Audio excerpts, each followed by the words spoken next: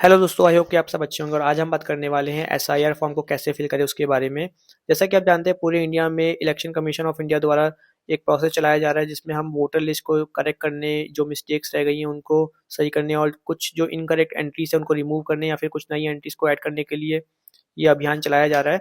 Last time ये 2003 में हुआ था और अब ये 2025 में फिर से हो रहा है। आपके जो एरिया के बीएलओ है वो आपको कुछ इस तरीके का फॉर्म दे करके गए होंगे और इस फॉर्म में बेसिकली आपको करंट वोटर आईडी डिटेल्स और जो 2003 में जो लोग रहे होंगे उस समय, जिनका वोटर लिस्ट में नाम रहा होगा, वो इन्फॉर्मेशन आपको इसमें फिल करनी है। और इसके लिए इलेक्शन कमीशन ने एक लिस्ट भी रिलीज करी है 2003 की, जिसमें कि आप अपना नाम को सर्च कर सकते हैं। मैं आपको बताऊंगा कि आप नाम भी किस तरीके से इजी सर्च कर सकते हैं और अपने नाम सर्च करके इसमें डिटेल्स को एंटर कर सकते हैं। तो शुरू करने से पहले मैं बात कर लेता हूँ कि ये एसआईआर करवाया क्यों जा रहा है। तो इसका मेन उद्देश्य है क्योंकि 25 साल हो गए और 25 साल में कई सारे लोग होते हैं जो एक जगह से दूसरी जगह मूव कर जाते हैं, या फिर कुछ नई एंट्रीज आ गई, या फिर कुछ लोग की डेथ्स हो गई हैं, उनकी भी वोटर लिस्ट में एंट्रीज हो रखी हैं। तो इन सब डेटा को करेक्ट करने का जो प्रोसेस है उसको ही हम एसआईआर बोलते हैं। इसलिए ये फॉर्म भरना काफ़ी ज़रूरी है क्योंकि इसके बेसिस पे ही आपका जो फ्यूचर वोटर लिस्ट तैयार होगी उसमें आपका नाम होगा या फिर रिमूव किया जाएगा। तो इसको आपको बहुत ध्यान से भरना है, इसलिए मैं आपको स्टेप बाय स्टेप सारे प्रोसेस बताऊंगा। आप ध्यान से वीडियो को एंड तक देखिएगा और उसको ईजिली फिल कर लीजिएगा। कोई डाउट रह जाता है तो आप कमेंट सेक्शन में पूछ सकते हैं, मैं उसका रिप्लाई कर दूंगा आपको। पहले ऑफलाइन से स्टार्ट करते हैं, फिर मैं आपको ऑनलाइन का भी प्रक्रिया बताऊंगा। सो इसमें आप देख सकते हैं सबसे पहले आ रही है जन्म तिथि।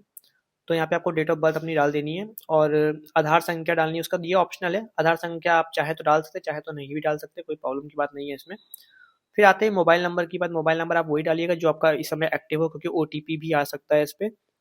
और फिर पिता और पिता का ईपीआईसी संख्या। ईपीआईसी संख्या बेसिकली आपका वोटर आईडी का नंबर ही है। सेम आपको मदर की डिटेल्स डालनी है और उनकी ईपीआईसी संख्या अगर है तो, नहीं है तो केवल नेम्स ही डाल दीजिएगा, उतना भी काफ़ी है।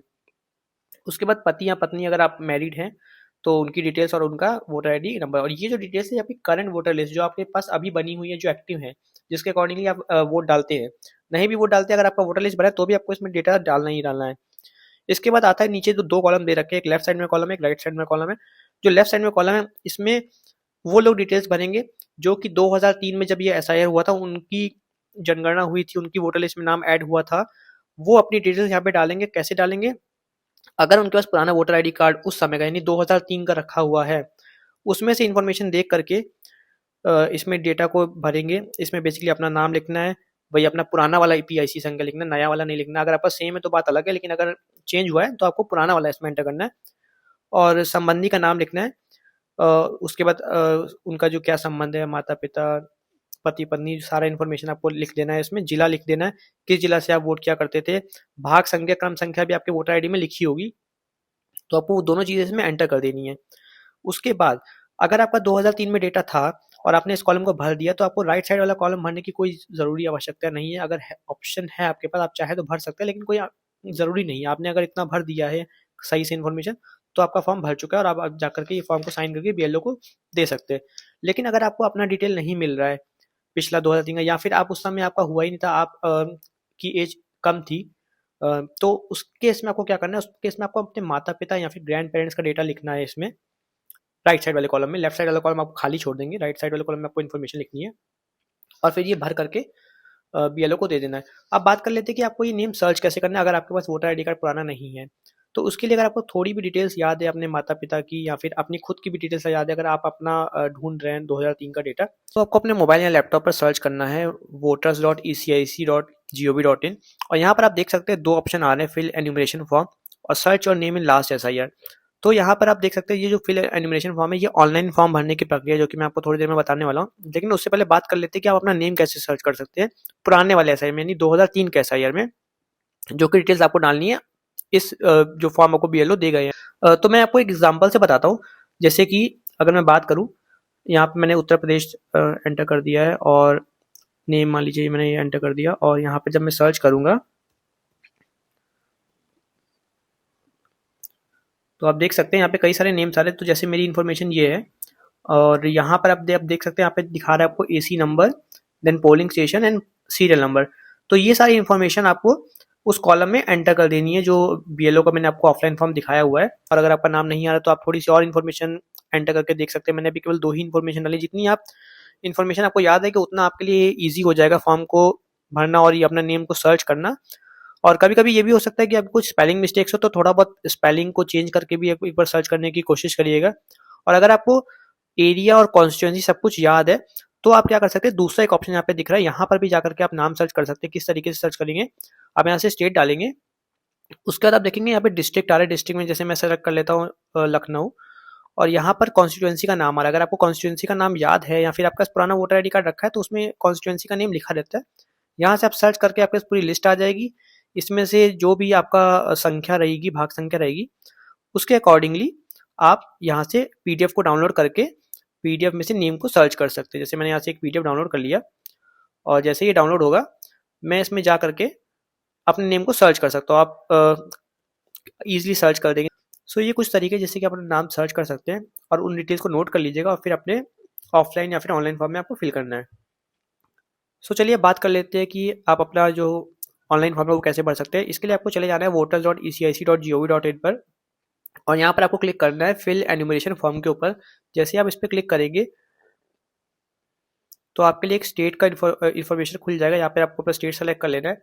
उसके बाद आपको अपना EPIC नंबर यहाँ पर एंटर कर लेना है, और उसके बाद जब आप सर्च करेंगे यहाँ पे, तो आपको इन्फॉर्मेशन निकल करके आ जाएगी। और यहाँ पर फिर आपको अपना मोबाइल नंबर डाला। अच्छा हाँ, ये चीज़ आपको ध्यान रखनी है कि आपका फ़ोन नंबर यहाँ से लिंक होना चाहिए। अगर फ़ोन नंबर आपका लिंक नहीं दिखा रहा है कि फ़ोन नंबर लिंक नहीं है, तो उसके लिए आपको क्या करना होगा कि अपने नंबर को लिंक करना होगा, जिसके लिए आपको फॉर्म 8 भरना होगा। वो भी काफ़ी ईजी प्रोसेस है। अगर आपका आधार का नेम और जो आपका खुद का नेम है सेम है, तो आपका फॉर्म 8 तुरंत अप्रूव हो जाएगा, तुरंत आपका फ़ोन नंबर लिंक हो जाएगा, और फिर वापस आपको इस फॉर्म को भर सकते हैं। अगर आपको जानना है कि फॉर्म 8 को कैसे भरना है, तो आप नीचे कमेंट सेक्शन में बता दीजिएगा, मैं उस पर भी वीडियो बना दूंगा कि आप फॉर्म 8 कैसे भर सकते हैं। अब बात कर लेते हैं, जैसे मैंने देखिए नेम डाला, तो मेरा इन्फॉर्मेशन फेच होकर के आ गया है। जिस भी कैंडिडेट का मैं दिखा रहा हूँ आपको, उनका इन्फॉर्मेशन फेच होकर के आ गया है। और यहाँ पर आपको स्टेट और कॉन्स्टिट्यूंसी वगैरह सब कुछ सेलेक्ट कर लेना है।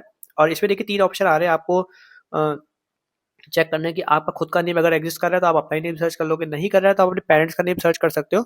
अगर दोनों ही ऑप्शन नहीं, तो आप तीसरे ऑप्शन में सेलेक्ट कर सकते हो।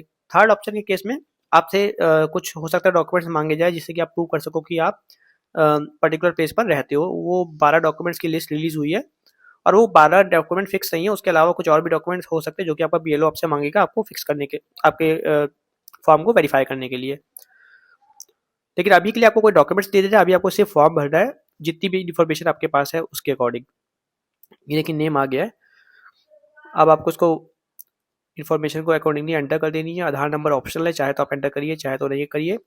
सेम आपका फादर्स नेम मैंडेटरी है, उसके बाद EPIC नंबर ऑप्शनल है। Same mother's name mandatory and EPIC number optional है।